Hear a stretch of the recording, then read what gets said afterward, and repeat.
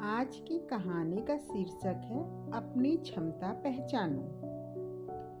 एक गांव में एक आलसी आदमी रहता था।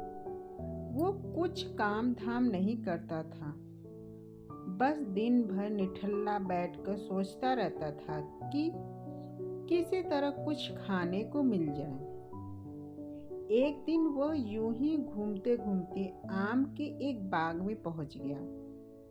वहां रसीले आमों से लदे कई पेड़ थे। रसीले आम देख के उसके मुंह में पानी आ गया और आम तोड़ने और वह एक पेड़ पर चढ़ गया। लेकिन जैसे ही वह पेड़ पर चढ़ा, बाग का मालिक वहां आ पहुंचा। बाग के मालिक को देखकर आलसी आदमी डर गया और जैसे तैसे पेड़ से उतरकर वहां से भाग खड़ा हुआ। भागते भागते वो गांव के बाहर स्थित जंगल में जा पहुंचा। वो बुरी तरह से थक गया था, इसलिए एक पेड़ के नीचे बैठकर सुस्ताने लगा। तभी उसकी नज़र एक लोमड़ी पर पड़ी। उस लोमड़ी की एक टांग टूटी हुई थी और वो लड़खड़ा कर चल रही थी।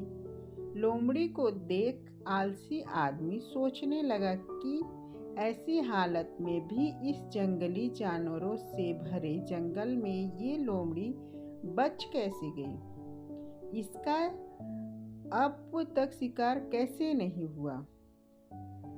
जिज्ञासा में वो एक पेड़ पर चढ़ गया और वहां बैठकर देखने लगा कि अब इस लोमड़ी के साथ आगे क्या होगा। कुछ ही पल बीते होंगे कि पूरा जंगल शेर की भयंकर दहाड़ से गूंज उठा, जिसे सुनकर सारे जानवर डर के भागने लगे। लेकिन लोमड़ी अपनी टूटी टांग के साथ भाग नहीं सकी और वहीं खड़ी रही। शेर के पास आने लगा। आलसी आदमी ने सोचा अब शेर लोमड़ी को मारकर खा जाएगा, लेकिन आगे जो हुआ वो कुछ अजीब था। शेर लोमड़ी के पास पहुंचकर खड़ा हो गया। उसके मुंह में मांस का एक टुकड़ा था, जिसे उसने लोमड़ी के सामने गिरा दिया। लोमड़ी इंतजाम से मांस के उस टुकड़े को खाने लगी। थोड़ी देर बाद से वहां से चला गया। ये घटना देख आलसी आदमी सोचने लगा कि भगवान सच में सर्वे सर्वा है।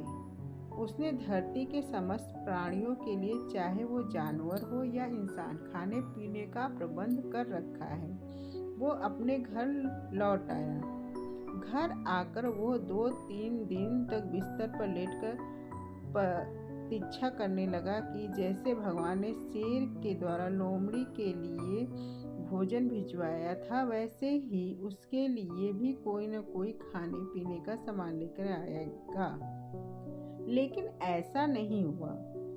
भूख से उसकी हालत खराब होने लगी। आखिरकार उसे घर से बाहर निकलना ही पड़ा। घर के बाहर उसे एक पेड़ के नीचे बैठे हुए बाबा दिखाई पड़े।